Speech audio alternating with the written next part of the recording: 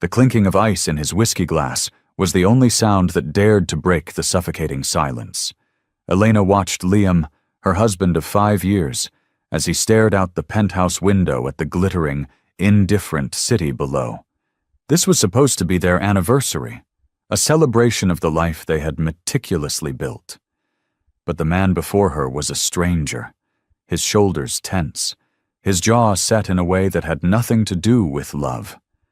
When he finally turned, his eyes, the same ones that had once promised her forever, were as cold and hard as the glass in his hand. "I'm leaving you," he said, the words cutting through the fragile hope she'd been clinging to all night.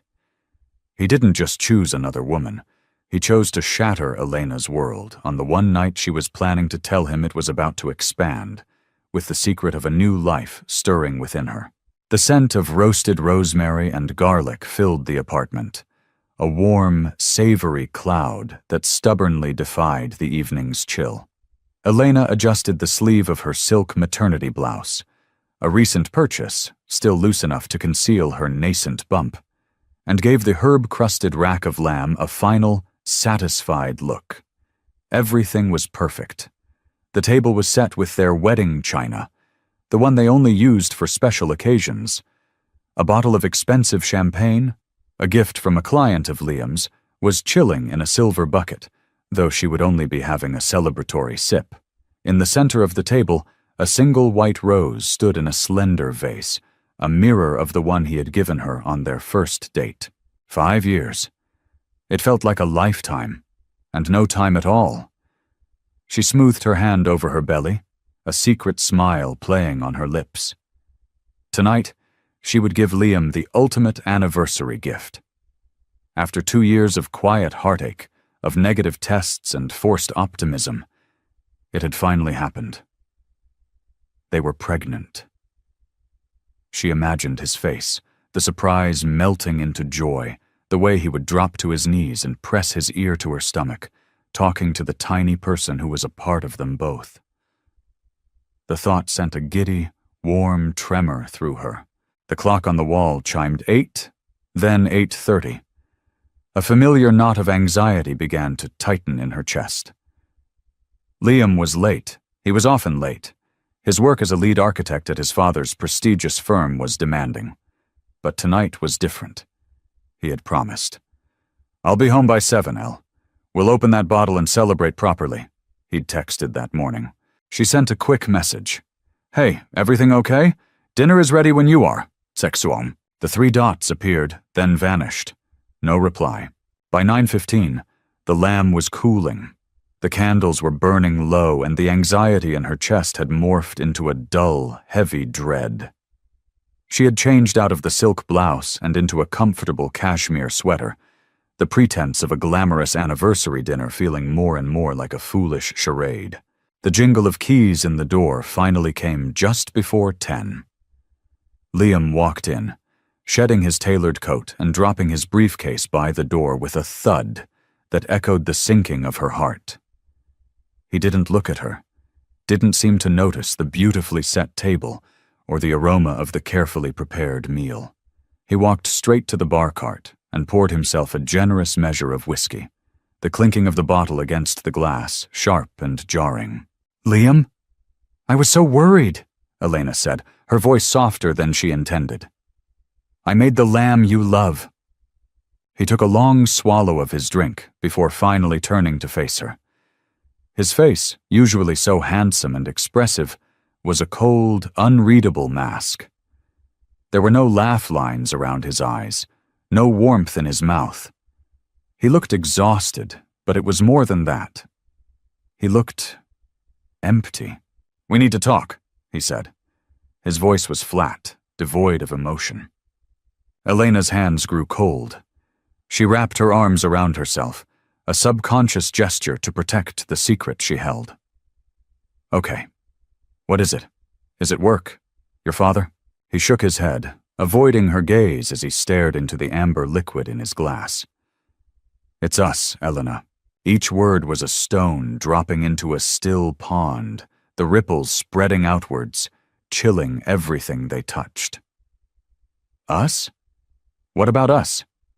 Did I do something wrong? She asked, her mind racing through the last few weeks, searching for a misstep, an argument, anything that could explain the chasm that had suddenly opened between them. It's not working anymore, he said, finally meeting her eyes. They were stark, clinical. I haven't been happy for a long time. The confession hit her with the force of a physical blow. A long time? She thought of their shared laughter last week over a silly movie, the way he'd held her hand at his firm's gala, the comfortable silences they shared over Sunday morning coffee. Had it all been a lie? Was she that blind? I don't understand, she stammered, her throat tight. Happy? Liam, we've been trying for a baby. We've been building a life. A flicker of something. Annoyance? Guilt? Crossed his face before it was gone. I know, and I'm sorry. I should have said something sooner. He drained his glass and set it down with a decisive click. I've met someone.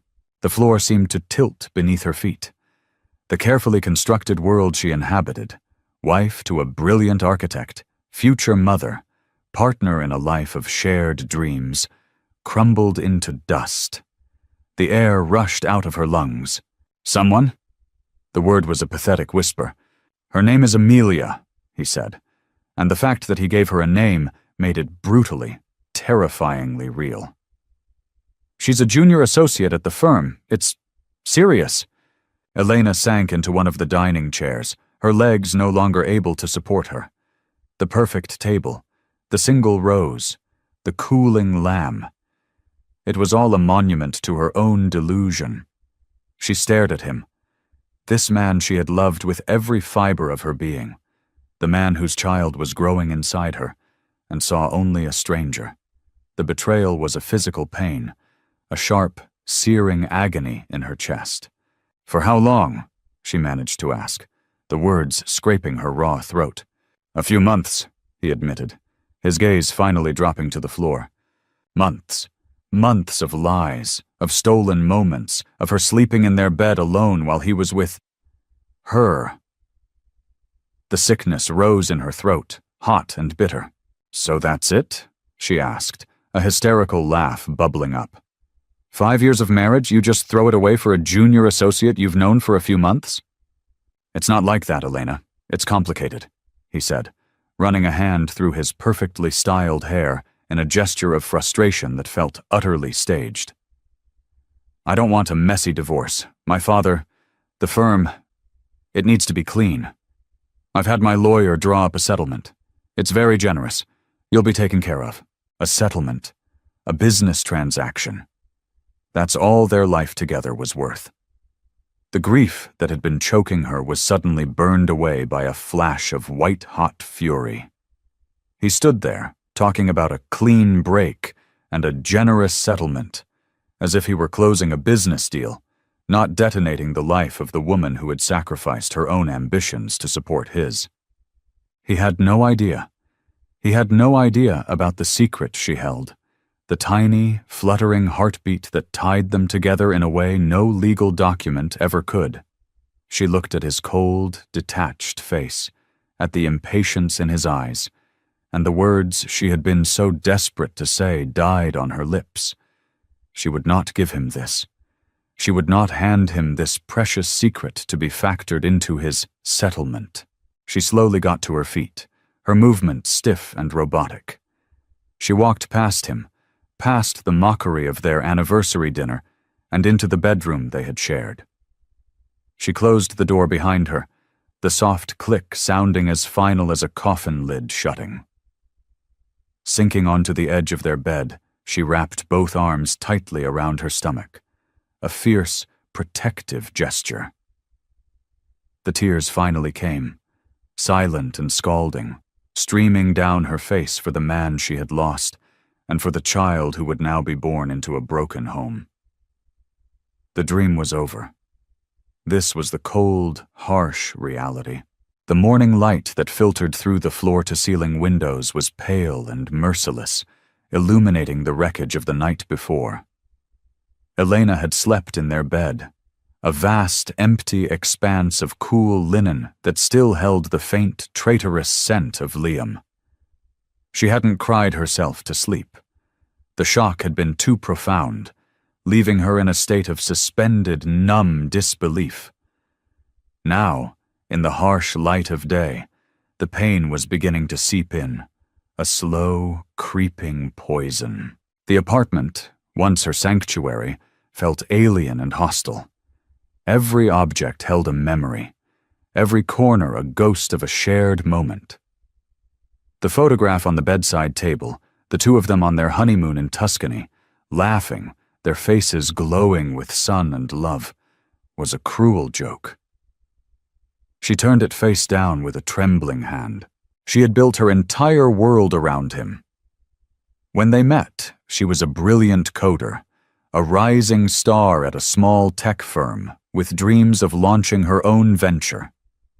He was the golden boy, the scion of the prestigious Sterling architecture dynasty, charming and ambitious.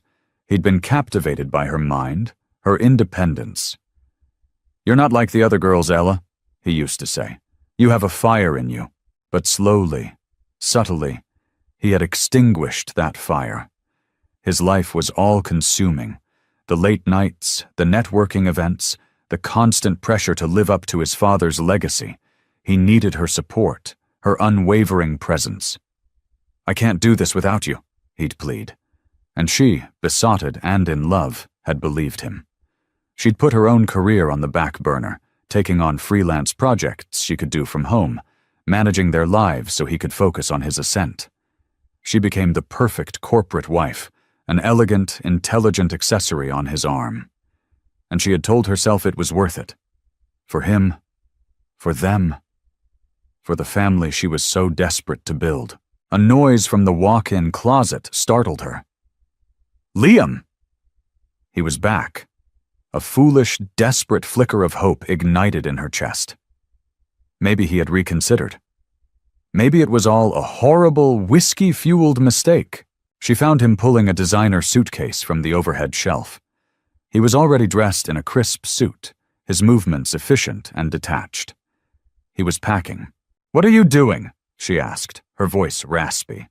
"I'm moving my things out," he said, not looking at her as he began taking suits from their hangers. "I'll stay at the club for a few days until Amelia's lease is up. It's better this way. Cleaner." Cleaner? There was that word again, as if their life together was a stain to be wiped away. "So you're just leaving," she said, the absurdity of it all making her feel lightheaded. "You walk in, blow up our lives, and then you pack a bag and walk out like you're leaving for a business trip?" "Elena, please, don't make this more difficult than it has to be," he sighed, finally turning to face her. His expression wasn't angry or sad, just weary. He looked at her as if she were a problem to be managed. "I told you. I've left the settlement papers on the kitchen counter. My lawyer, Mr. Davies, will be in touch with whomever you choose to represent you. I'm being more than fair." Her eyes drifted to the papers on the polished marble island, a thick, intimidating manila envelope that held the monetary value he had assigned to their 5 years together. "Fair." The word came out as a choked laugh. "You think you can put a price on this? On me? I'm giving you the apartment, free and clear. It's worth over $3 million, and a lump sum of $500,000. That's enough for you to live comfortably for a very long time." He delivered the lines as if he'd rehearsed them, a speech designed to placate and dismiss. He saw it as generosity. She saw it as an insult. This apartment, which his father had gifted them as a wedding present. The money, a pittance from his family's vast fortune, meant to silence her and ensure a smooth, scandal-free exit. He didn't see her contributions, the freelance projects she'd worked on late into the night, the income from which had paid for their vacations, their cars, the small luxuries his salary didn't cover while he was still a junior partner. He didn't see the career she had sacrificed, the social connections she had built on his behalf, the emotional labor of propping up his ego and soothing his anxieties. He saw none of it. And he had no idea that the woman standing before him, the one he was trying to pay off like a discarded employee, was independently wealthier than his entire family. A strange calm washed over her. The need to fight, to scream, to beg simply evaporated. What was the point? The man she had loved was gone, replaced by this cold, calculating stranger. Pleading with him would be like pleading with a brick wall. "Fine," she said, her voice eerily level. Her quiet acquiescence seemed to surprise him. He paused, a suit jacket halfway into his bag. "Fine?" "Yes, fine," she repeated, her gaze steady. "Go to your— Amelia, I'll read the papers. My lawyer will be in touch." He seemed relieved, a small, patronizing smile touching his lips. "Good. I knew you'd be reasonable, Elle. You always were." He zipped up his suitcase and rolled it towards the door, pausing beside her. For a moment, she thought he might touch her, offer some gesture of comfort, however hollow. Instead, he just looked at her with a detached pity. "Take care of yourself, Elena," he said. And then he was gone. The front door clicked shut, the sound final and absolute. Elena stood frozen in the silent apartment. The shock had finally worn off, and in its place, a new feeling was taking root. It was a cold, hard, and unfamiliar thing. A fury so profound it felt like a core of steel solidifying in her gut. He had not just broken her heart. He had insulted her intelligence, dismissed her worth, and underestimated her completely. He thought she was the reasonable, dependent wife he could pay off and forget. He was about to find out how wrong he was. She walked over to the closet, not to his empty side, but to the back, to a dusty corner she hadn't visited in years. Behind a row of winter coats was a small safe. She spun the combination, her fingers moving with remembered certainty. Inside was a sleek, black, encrypted laptop. She carried it to the kitchen island, placing it down beside the insulting settlement offer. She sat down, her posture erect, and lifted the screen. The device whirred to life, the login screen glowing in the dim morning light. Her fingers flew across the keyboard, typing in a complex password that was a string of alphanumeric code. The screen flickered, and a secure, encrypted interface appeared. It was a world away from her domestic life, a ghost of the woman she used to be. And at the center of the screen, in clean, minimalist font, was a single word: Aether. The laptop felt like an artifact from another life. Its cool, metallic surface was a stark contrast to the warm, domestic world she had inhabited for the past 5 years. As the Aether interface loaded, Elena felt a jolt, a strange mix of trepidation and homecoming. She was no longer just Elena Sterling, the soon-to-be ex-wife. She was Cassandra, a name whispered with reverence in the most exclusive circles of decentralized finance and blockchain technology. A ghost. A myth. Before Liam, this had been her life. Aether was her brainchild, born from late nights fueled by coffee and code, a passion project that had spiraled into a revolution. It was a decentralized autonomous organization, DAO, a fully automated financial protocol governed by smart contracts on the blockchain, designed to be more transparent, efficient, and equitable than any traditional banking system. She had written the original white paper, coded the foundational architecture, and launched it into the world under the cloak of anonymity. She wanted the project to be judged on its merits, not on the identity of its creator, and it had worked. Too well. Aether had exploded. Its native token had skyrocketed in value, and the treasury, which collected a small fee from every transaction on the network, had swelled to an unimaginable size. It had become a behemoth, a self-sustaining financial ecosystem managing billions of dollars in assets. And she had walked away.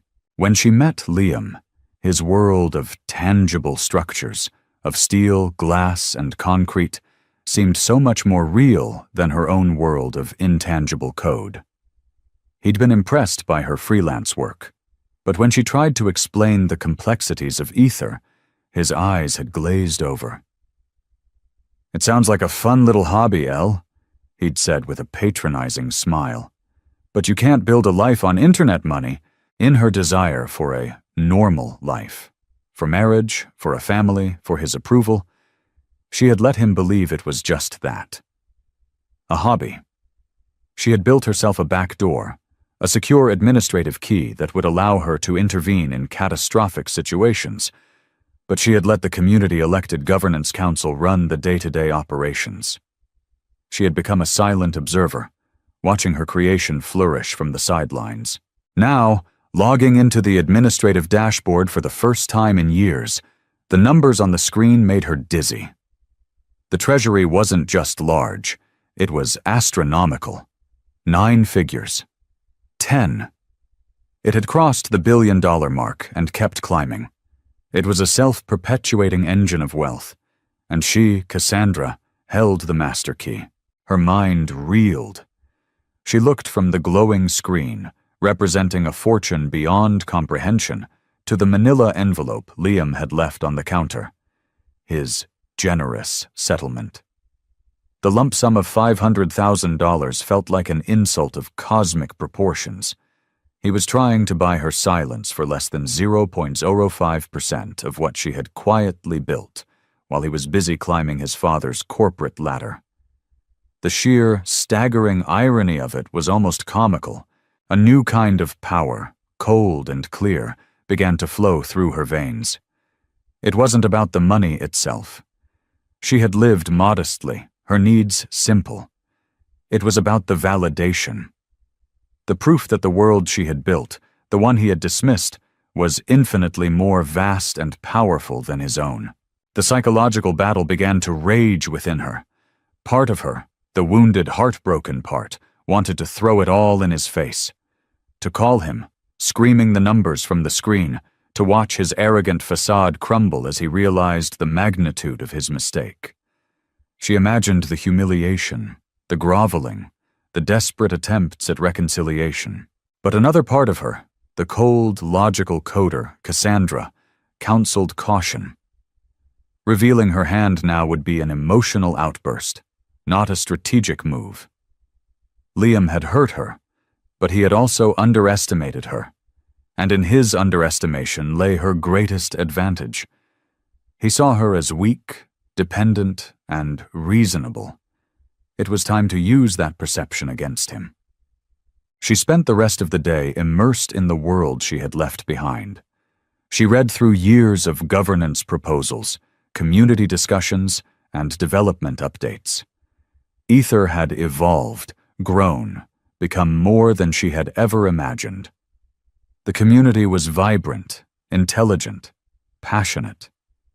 They spoke of Cassandra with an almost religious awe. She was the oracle, the first coder. They had no idea she was a pregnant woman in a cashmere sweater, sitting in a multi-million-dollar apartment she was about to lose, her heart shattered by a faithless husband. The anonymity she had once cultivated for ideological reasons now became her most powerful shield. As Elena Sterling, she was a victim, a scorned wife to be pitied. But as Cassandra, she was a titan.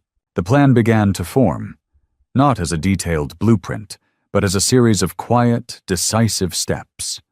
This would not be a war of scorched earth. It would be a game of chess. He had made his opening move, confident and arrogant.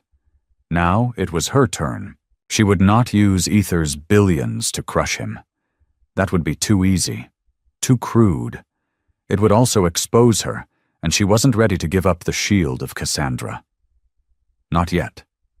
She would fight him on his own terms, in his own world.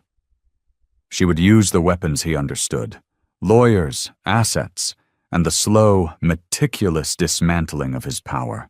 She closed the laptop, the screen going dark. The initial shock and grief were still there, a heavy ache in her soul. But they were no longer all-consuming. They were now mixed with something else, something she hadn't felt in a very long time. Purpose! She picked up her phone and dialed the number of the top divorce attorney in the city, a woman known for her sharp mind and ruthless tactics. She would not be the broken wife. She would be the architect of her own redemption. Liam Sterling had started this war, but she was going to be the one to finish it. And she would do it not just for herself, but for the tiny, innocent life growing inside her. The offices of Clara Rowe were the antithesis of the opulent, old-money stuffiness of Liam's father's firm. Located in a sleek, modern tower of glass and steel, the space was minimalist and bright, with abstract art on the walls and an air of quiet, formidable competence. Clara herself was a woman in her late 40s, with sharp, intelligent eyes, an impeccable bob of dark hair, and a presence that radiated both empathy and an unspoken promise that she did not suffer fools. She was known for handling the city's most high-profile, contentious divorces with a combination of legal brilliance and surgical precision. Elena sat opposite her, a file containing Liam's settlement offer on the polished glass table between them. She had intentionally dressed down, in simple trousers and a soft gray sweater, a deliberate choice to present herself as exactly what Liam believed her to be, a woman of modest means, completely dependent on her husband's largesse. "Thank you for seeing me on such short notice, Ms. Rowe," Elena began, her voice steady despite the tremor in her hands. "Please, call me Clara," the lawyer said, offering a small, reassuring smile. "I've reviewed the documents you sent over. Standard procedure for the Sterling family's counsel. They like to come in with a strong opening offer to intimidate and encourage a quick, quiet settlement." She leaned forward, her expression turning serious. "The question is, Elena, is it a fair one?" Elena looked down at the envelope. "He called it generous." Clara gave a short, humorless laugh. "Of course he did. They always do. He's offering you the apartment, which, while valuable, was a gift from his father, and likely wouldn't be considered a divisible marital asset anyway, and a lump sum of $500,000. In exchange, you waive any and all future claims to his income, his inheritance, and his stake in Sterling architecture." She tapped a perfectly manicured finger on the document. "Tell me, what do you estimate his current net worth to be?" "I'm not entirely sure," Elena admitted, which was the truth. Liam was deliberately opaque about his finances. His salary is around $400,000 a year, but there are bonuses, stock options, and his family's wealth is substantial. "Substantial is an understatement," Clara said, pulling up a file on her tablet. "The Sterlings are one of the city's oldest and wealthiest families. Liam is the sole heir. His future inheritance is likely in the 9-figure range. This offer," she gestured to the envelope, "isn't generous. It's an insult. It's designed to make you go away quietly so he can install his new girlfriend with minimal fuss." Hearing it laid out so clinically, so starkly, reignited the cold fire in Elena's gut. His new girlfriend, Amelia Vance, a junior associate at his firm. Clara's eyes sharpened. "He told you about her?" "Yes, he said it's serious." "I see." Clara made a note. "The infidelity will be useful for leverage, though this state has no-fault divorce, so it won't change the financial outcome on its own. It primarily serves to establish his motive for lowballing you." She looked at Elena, her gaze softening slightly. "This is a difficult position to be in. My advice, based on what's in this file, would be to counter with a demand for significantly more spousal support and a larger share of the liquid assets accumulated during the marriage. We can subpoena his financial records, but it will be a fight. His father will bring out the big guns to protect the family fortune." This was the moment. The crossroads. She could follow the standard playbook, fighting for scraps from his table. Or she could start playing her own game. "I want to reject the offer," Elena said firmly. "Good," Clara nodded. "But I don't want to counter, not yet." Clara paused, intrigued. "Go on." "I want you to dig," Elena said, leaning forward. I want to know everything about Liam's finances for the past 5 years. Every credit card statement, every investment, every wire transfer. I also want to know everything about Amelia Vance, her background, her financial situation, how she was hired at Sterling. I want to know when, exactly, their relationship began. A slow, appreciative smile spread across Clara's face.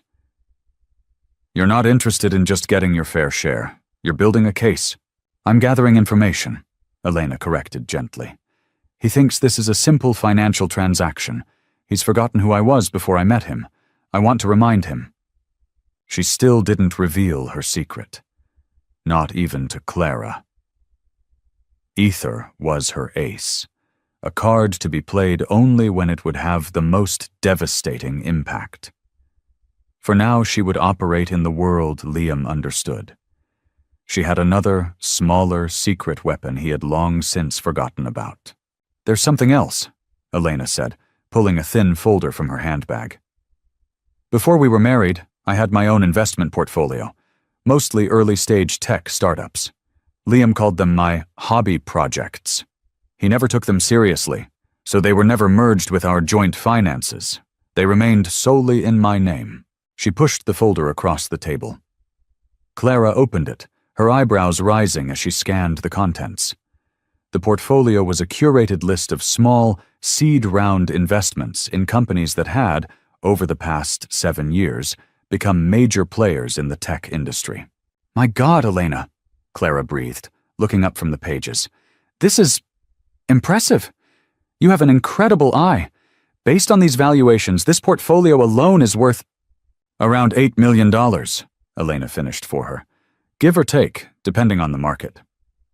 Clara stared at her, a newfound respect dawning in her eyes. The narrative had changed. Elena was not the destitute wife being cast aside. She was a woman of independent means, a shrewd investor in her own right. This changed everything. He has no idea about this, does he? Clara asked. He knows it exists, but he probably assumes it's worth a few $1,000s at best. He stopped asking about it years ago. This is our first move, Clara said, her voice electric with strategic excitement. We don't reveal this yet. We let him think you're desperate. We reject his offer without comment. We file our subpoenas for his financial records. We let him get arrogant. We let him try to bully you. And when he does, we show him he's not the only one with resources. Elena felt a surge of relief so profound it almost made her weep. For the first time since Liam had uttered those life-shattering words, she wasn't alone. She had an ally. And she had a plan. There is one more thing, Clara, Elena said, her hand instinctively going to her stomach. I'm pregnant. The lawyer's professional composure dissolved, replaced by genuine shock and compassion. Oh, Elena, does he know? No, she said, her voice dropping to a whisper. And he can't. Not yet. I won't have my child used as a bargaining chip in his settlement offer. Clara nodded slowly, her mind clearly processing this explosive new variable. The stakes had just been raised exponentially. This was no longer just about money or pride. It was about protecting a future, an innocent life. Your secret is safe with me, Clara said, her tone fierce and protective. We will handle this. We will let Mr. Sterling think he is in complete control of the board, but he has no idea what game we're truly playing. The days that followed were a strange limbo. Elena moved through her silent, cavernous apartment like a ghost, the routines of her married life now hollow and meaningless. But beneath the surface of grief, a different kind of energy was humming. The rediscovery of Cassandra and the meeting with Clara had awakened a part of her that had long been dormant. The strategist, the builder, the woman who saw complex systems not as obstacles, but as puzzles to be solved. Her first step was to reconnect with the world she had created. Each evening, after a day spent dealing with the mundane logistics of separation, canceling joint credit cards, changing passwords, she would open the black laptop. She didn't log in as an administrator. Instead, she used a public-facing handle she'd created years ago. Core, named after the Greek goddess of the underworld, a persona who was just another member of the ether community. As core, she slipped back into the forums and discussion channels. She asked questions, offered opinions on governance proposals, and engaged in technical debates. It was exhilarating. These people were brilliant. Their passion for the decentralized future she had envisioned was palpable. They spoke of Ether's potential to bank the unbanked, to fight corruption, to create a more transparent world. It reminded her that her creation was more than just a treasury of immense wealth. It was a movement. No one suspected that the thoughtful, insightful core was also the mythical Cassandra. This anonymity was her shield, allowing her to gauge the health of her creation and feel its pulse without revealing her presence. This quiet re-engagement was more than just a distraction. It was a reclamation of her identity. During the day, she focused on her other secret project, understanding the enemy. Clara's team of private investigators were surgical and discreet. They began to feed Elena a steady stream of information, painting a picture of the betrayal that was far deeper and more calculated than Liam had let on. Amelia Vance was not some naive, star-struck junior. She was 28, ruthlessly ambitious, and came from a family with significant social standing but dwindling finances. Her Instagram profile, which was public, was a carefully curated gallery of her life. Sailing trips, charity galas, equestrian events. She was positioning herself not as a mistress, but as a replacement. A significant upgrade, in her mind, from the quiet, unassuming Elena.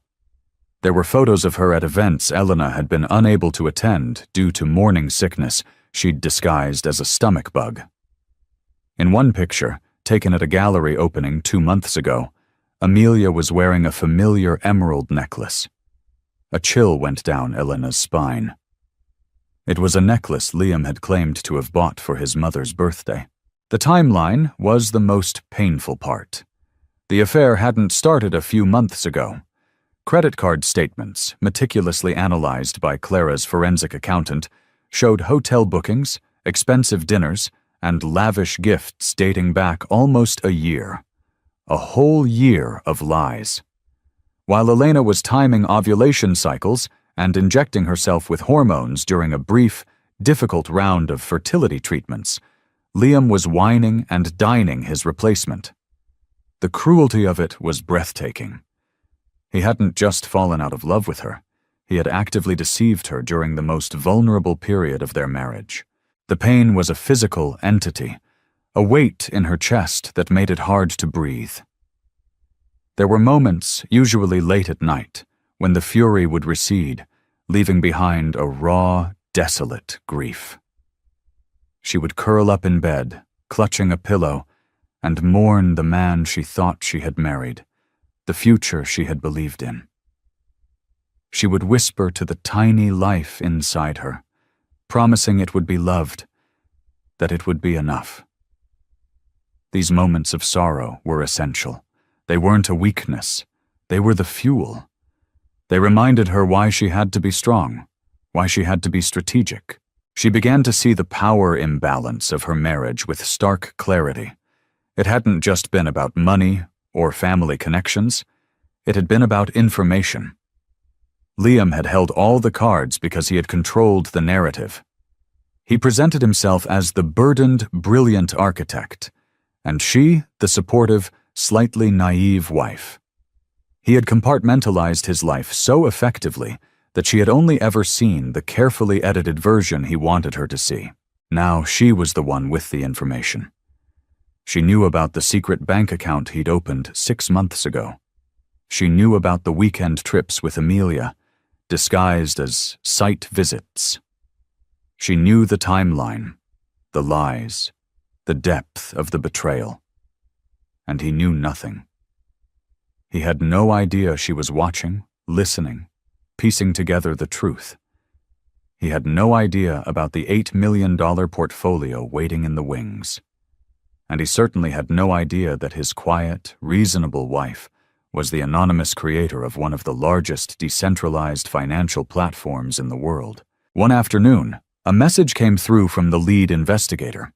It was a piece of audio, captured legally by a source near the firm. It was a snippet of a conversation between Liam and his father, Harrison Sterling. "Just sign the papers and be done with it," Liam's voice said, tight with annoyance. "She's being difficult." "Difficult how?" Harrison's gruff voice replied. "She rejected the offer. No counter, just silence. Her lawyer is sending subpoenas. It's a classic shakedown, Dad. She's going to try and bleed me." There was a pause. Then Harrison's voice, cold and dismissive. "I told you that girl was a mistake, Liam. Too much ambition for her own good. Don't worry. We'll handle her. Davies will bury her in paperwork. She doesn't have the resources to fight us. Squeeze her. Freeze the joint accounts. Let her feel what it's like to be cut off. She'll come crawling back to the table within a week." Elena's blood ran cold. Squeeze her. The callousness. The arrogance. They saw her as nothing more than an inconvenient pest to be crushed. They were about to make a move. A classic power play to leave her financially stranded and desperate. She forwarded the audio file to Clara with a simple message. "They're making their move. I think it's time to let them see one of our cards." A quiet smile touched her lips. They thought they were squeezing a mouse. They had no idea they were poking a dragon. The call came from her bank 2 days later. A polite, apologetic manager informed her that their joint checking and savings accounts had been frozen by a legal directive from Mr. Sterling's attorney. The credit cards she had used for years were simultaneously declined when she tried to order groceries online. Harrison Sterling's directive had been carried out. They had cut her off. For a moment, a primal panic seized her. It was the feeling they wanted her to have. The cold dread of being powerless, of having your lifeline severed. It was a stark reminder of the life she had been living, one where her financial security was intrinsically tied to Liam's goodwill. She had allowed herself to become dependent, a fact that now felt like a personal failing. But the panic lasted only a moment. It was quickly replaced by a cold, resolute calm. This was not a surprise. It was a predicted move in a game she was now prepared to play. She hung up the phone, took a deep breath, and called Clara. "It's happened," Elena said, her voice even. "The accounts are frozen." "As expected," Clara replied, her tone crisp and ready. "Arrogant fools. They're walking right into our trap. Are you ready?" "I'm ready," Elena said. The plan was simple, elegant, and designed for maximum psychological impact. It wasn't about unleashing overwhelming force. It was about a precise, surgical strike that would shatter Liam's perception of her and sow the first seeds of doubt in his mind. Clara's office drafted a letter. It was not addressed to Liam's counsel, but directly to Harrison Sterling's chief financial officer, a man known for his meticulous, risk-averse nature. The letter was polite and professional. It expressed confusion over the freezing of the joint accounts, stating that Ms. Sterling had ample personal resources and had no need for marital funds for her legal expenses or living costs. To substantiate this claim, the letter included a single attachment, a verified third-party valuation of Elena Sterling's private investment portfolio. It was not a full breakdown, just the top-line summary, the current market value, certified by a top accounting firm, $8,245,000. The letter concluded by politely suggesting that to avoid any unnecessary legal complications or public scrutiny of the Sterling family's aggressive tactics against a woman of independent means, it would be prudent to unfreeze the marital accounts immediately. It was a checkmate delivered with a smile. Elena could only imagine the scene when that letter arrived. It wouldn't have been a dramatic explosion, but a quiet, stunned silence in a mahogany-paneled office. Harrison Sterling, a man who prided himself on knowing everything, on controlling every variable, had just been completely blindsided. The broke, dependent wife he had intended to squeeze was, in fact, a multi-millionaire in her own right. The response was almost instantaneous. Within 3 hours, Clara received a terse, formal email from Liam's lawyer, Mr. Davies, stating that the freezing of the accounts was a regrettable administrative error and that all funds were once again accessible. There was no apology, no explanation, just a clipped, professional retreat. The silence from Liam himself was deafening. Elena knew his father would have called him immediately. She could picture Liam's confusion, his disbelief. Elle? No, that's impossible. Her hobby projects? She was just playing around with a few $1,000s from her old job. He would be scrambling, his entire understanding of the woman he'd married tilting on its axis. He had cast her in the role of the damsel in distress, and she had just revealed herself as a queen with her own army. That evening, as she was making a simple dinner, her phone buzzed. It was Liam. Her heart hammered against her ribs. It was the first time he had tried to contact her directly since he'd walked out. She let it ring, her hand hovering over the screen. Answering would be a mistake. Talking to him now would be emotional, messy. She needed to maintain tactical distance. He let it go to voicemail. A minute later, a text message appeared. "We need to talk. That money. Where did it come from? Call me." The text was a crack in his armor. The confident, dismissive man was gone, replaced by one who was confused and demanding answers. The power dynamic had begun its slow, seismic shift. She didn't feel triumph. Not yet. But she felt a grim satisfaction. He was seeing a version of her he had refused to acknowledge for years. He had dismissed her intellect, belittled her ambitions, and now those very things were coming back to haunt him. She didn't reply to his text. Instead, she opened the black laptop and logged back into the Ether forums as core. She immersed herself in a complex debate about a new security protocol, her mind sharp and focused. She was building, contributing, creating value in a world of her own making. Liam's world was one of inherited wealth and corporate power plays. It was a world built on perception and intimidation. She had just proven that she could not be intimidated. He thought he was playing chess with a pawn. He was about to find out he was facing another queen. The game had just begun, and for the first time, Elena felt a genuine, unshakable belief that it was a game she was going to win. The first move was hers, and it had landed exactly as intended. The discovery of Elena's multi-million-dollar portfolio changed the texture of the conflict. The Sterling family's legal team, clearly acting on Harrison's rattled instructions, shifted tactics from aggressive intimidation to meticulous, invasive scrutiny. They were no longer trying to starve her out. They were trying to claim her success as their own. Their new legal argument was that her investment portfolio, while held in her name, should be considered a marital asset. They claimed her success was only possible due to the stable home environment and financial security provided by Liam. The argument was as insulting as it was predictable. It was the last refuge of a man who could not fathom a woman's success being her own. Liam, goaded by his father and his own wounded pride, clung to this narrative. He had to believe he was somehow responsible for her fortune. Otherwise, the story he told himself, the story of the brilliant husband and the dependent wife, would completely unravel. The battle escalated, moving from letters and emails to formal legal proceedings. The next step was the deposition. It was to be held in a neutral conference room at a third-party legal firm, a sterile, impersonal space for a confrontation that was anything but. Elena walked in with Clara at her side. She was now visibly pregnant, her condition no longer a secret she could easily hide. She had informed Liam via Clara a week prior, a cold, formal notification that had reportedly left him speechless and enraged, convinced it was some sort of ploy. He was already there, sitting beside his lawyer, Mr. Davies. He looked thinner, his face drawn and tired. The easy arrogance was gone, replaced by a sullen, simmering anger.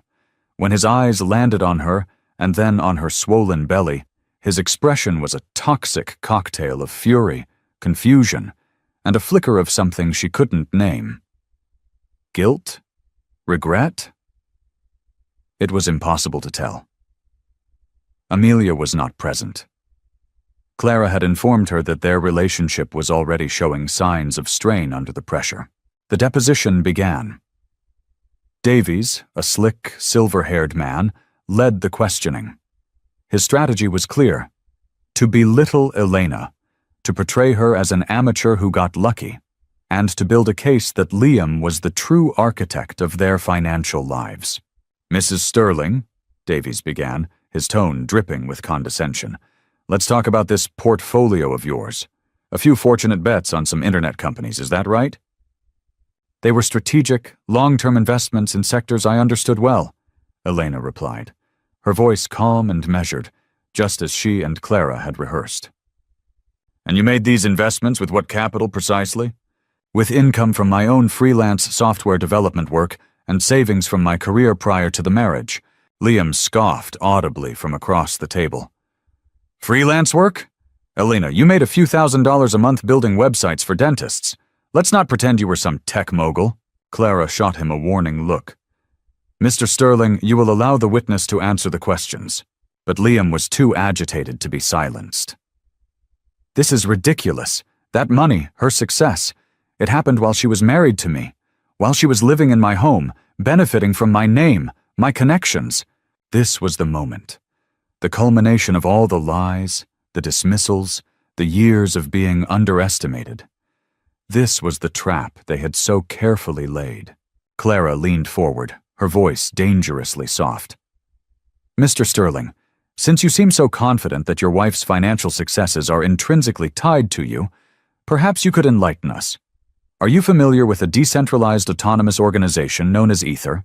Liam frowned, confused by the non-sequitur. "Ether? No, what is that? Some other little project of hers?" "Hardly little," Clara said, a sharp glint in her eye. "It's one of the largest and most successful DeFi protocols in the world. Its treasury currently manages assets in excess of $1.3 billion. Davies shifted uncomfortably in his seat, clearly unsure where this was going. Liam just looked blank. $1 billion? What does that have to do with anything? Clara slid a slim, bound document across the table. "This is the original white paper for the Ether protocol, published 7 years ago under a pseudonym. And these," she added, placing a set of notarized, cryptographically signed documents next to it, "are the original deployment keys and Genesis block signatures. Digital fingerprints, if you will. Fingerprints that have been authenticated by 3 of the world's leading blockchain forensics firms." She paused, letting the weight of her words fill the silent room. She then turned her gaze to Elena. "Elena," she said, her voice clear and strong, "could you please tell the room the pseudonym under which you authored this paper and launched the Ether protocol?" Elena met Liam's gaze across the table. The anger in his eyes was slowly being replaced by a dawning, horrified confusion. She held his gaze, and for the first time, she did not look away. "Cassandra," she said. The name hung in the air. To Liam, it meant nothing. But Davies, whose firm had a growing tech law division, went pale. He snatched the document, his eyes flying across the first page, then to the forensic reports. His jaw went slack. "Wait," Liam said, his voice a confused rasp. "What is this? What's Cassandra?" Davies looked at his client, his face ashen. "Cassandra," he said, his voice barely a whisper, "is the anonymous founder of Ether, a legend in the tech world. They say she's one of the wealthiest and most influential figures in the entire blockchain space. Her personal holdings are estimated to be—" He trailed off, unable to finish the sentence. Clara finished it for him. "Her personal holdings, derived from the initial token allocation, are currently valued at just over $900 million. An asset that was created, developed, and launched 2 years before she ever met you, Mr. Sterling." Silence. A deep, profound, soul-shattering silence. Elena watched Liam's face. It was a slow-motion collapse. The confusion, the denial, the desperate search for some other explanation, and then, finally, the horrifying, world-altering comprehension. The blood drained from his face, leaving it a sickly gray color. He looked at her, truly looked at her, as if for the first time. He wasn't seeing the quiet, supportive wife. He was seeing a stranger, a titan, a woman so far beyond his comprehension that she might as well have been from another planet. The generous settlement. The $8 million portfolio he'd tried to claim. It was all pocket change. Dust. He hadn't just made a mistake. He had made a blunder of such historic, catastrophic proportions that it would define the rest of his life. He hadn't just left his wife. He had fumbled a billion-dollar dynasty. He opened his mouth, but no sound came out. He just stared, his world, his ego, his entire sense of self-worth imploding in the sterile quiet of that conference room. The power imbalance hadn't just been shifted. It had been annihilated. The fallout from the deposition was not a loud explosion, but a quiet, devastating implosion of Liam's world. The news didn't break in the tabloids. Clara's team made sure of that with ironclad, non-disclosure agreements, but it ripped through the rarefied circles of the city's elite. The story was too shocking, too delicious to remain contained. Harrison Sterling, the patriarch who controlled everything, had been rendered impotent. His son, the Golden Boy, had been revealed as a fool of monumental proportions. The Sterling legal team capitulated immediately. The aggressive Mr. Davies was replaced by a team of subdued corporate lawyers whose only job was to facilitate a swift and silent surrender. All claims on Elena's assets were dropped. The divorce papers were redrafted, this time to her exact specifications. She asked for nothing from him. Not a dollar, not a piece of furniture. She wanted only one thing: a clean, absolute severance. She kept the apartment not because she needed it, but because it was hers. A silent monument to his miscalculation. Liam's attempts to contact her were frantic and pathetic. He left dozens of voicemails, his tone shifting from disbelief to rage to desperate, pleading remorse. "Ella, call me. We need to talk about this misunderstanding. How could you not tell me? All these years. You made me look like a fool." "I made a mistake, Elle. A terrible, terrible mistake. I love you. I never stopped loving you. It was Amelia. She meant nothing. We can fix this. Think of the baby. Our baby." The words, which might have once shattered her heart, now felt hollow and transparent. He didn't love her. He loved what she represented. Power, wealth, a status so far beyond his own that he couldn't even grasp it. He was a drowning man clawing for a life raft. She listened to the messages with a detached, clinical sadness, then deleted them. His relationship with Amelia disintegrated almost immediately. The ambitious junior associate had hitched her wagon to a rising star in the Sterling dynasty, not to a publicly humiliated fool who had fumbled a billion-dollar fortune. Their curated romance, built on ambition and mutual self-interest, could not withstand the harsh glare of his failure. Their arguments, according to Clara's sources, were spectacular. She accused him of being an idiot. He accused her of being a gold digger. Within weeks, she had cleared out her desk at the firm and vanished from his life. Another casualty of his catastrophic error in judgment. Elena, meanwhile, moved with quiet purpose. She began the slow, deliberate process of stepping out of the shadows. She couldn't remain the mythical Cassandra forever. Not if she was going to raise a child and run a global foundation. Through a carefully managed press release issued by Clara, she revealed her identity to the Ether community. The response was overwhelmingly positive. They embraced her, thrilled to finally put a face to the name of their visionary founder. She was no longer hiding. She started the Ether Foundation, a philanthropic organization dedicated to funding education for girls in STEM and supporting female-led tech startups. Her new life began to take shape, one built not on a partnership with a man, but on her own vision, her own intellect, and her own terms.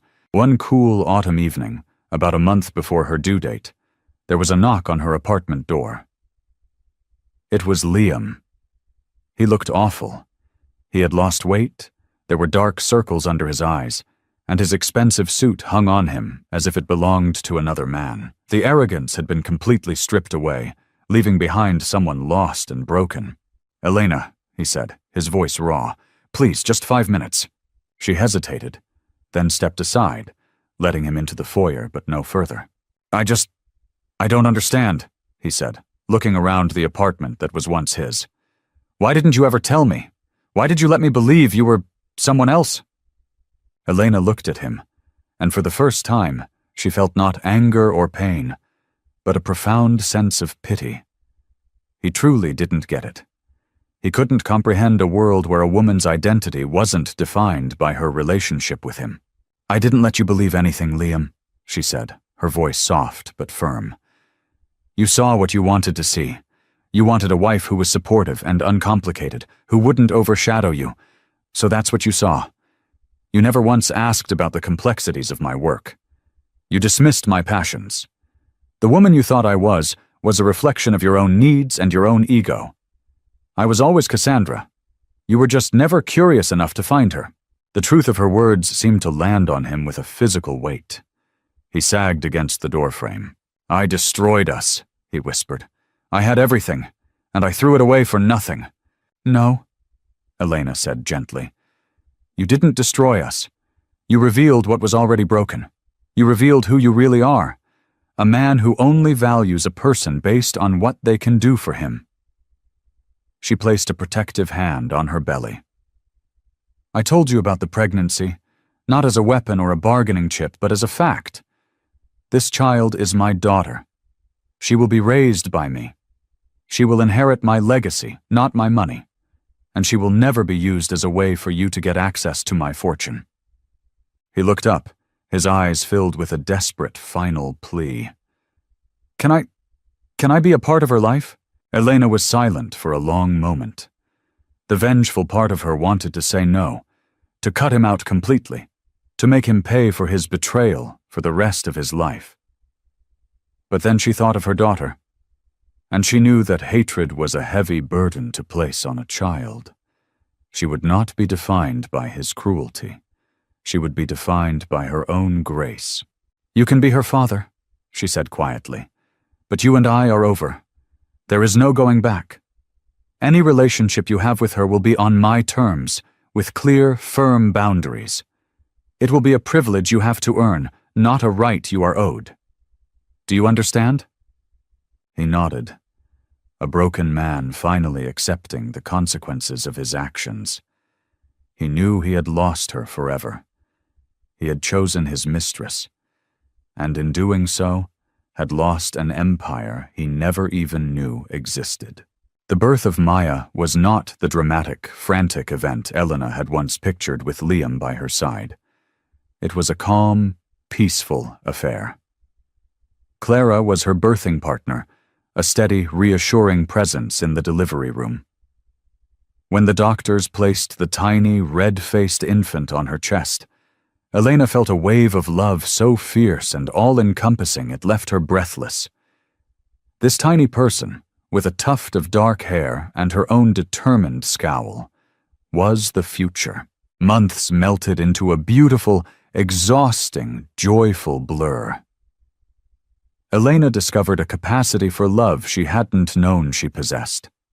Maya was the center of her universe, a bright, beautiful star around which her new life gracefully orbited.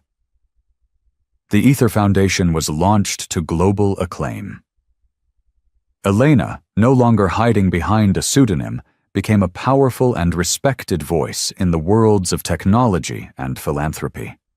She was featured in magazines, not as a billionaire's scorned ex-wife, but as a visionary founder, a role model, a force for change. She invested in companies that mattered, mentored young women who reminded her of her younger self, and used her vast resources to build a better, more equitable world. She was no longer defined by Liam's betrayal. She was defined by her own resilience, her own brilliance, her own grace. The pain of what he had done had not vanished entirely. It was a scar on her heart, a reminder of a past life. But it no longer had power over her. It was simply a part of her story, the catalyst that had forced her to reclaim the incredible woman she had always been.